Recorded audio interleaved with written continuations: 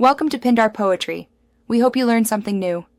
You start by making sure the device and controller are communicating.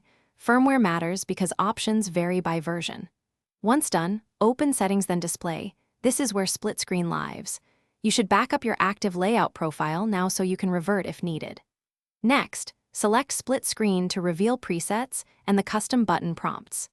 This avoids losing a working setup and speeds up the next steps because you won't be guessing which preset fits your game. You'll pick a layout, horizontal or vertical, or create a custom proportion using the slider. This determines aspect ratios and input distribution.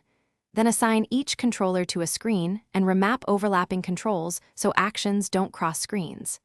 Make sure to enable per-screen scaling so UI elements remain readable. Adjust brightness and HDR per half if necessary. Once inputs and scaling are set, test with a quick multiplayer match or split sim to confirm tactile response and visual You finish by saving the layout to a named profile and exporting it if you plan to transfer settings.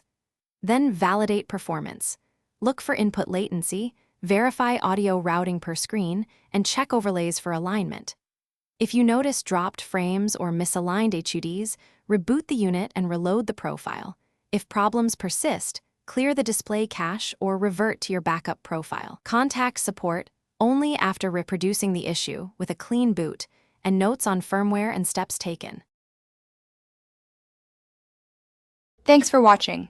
Consider subscribing if we helped you.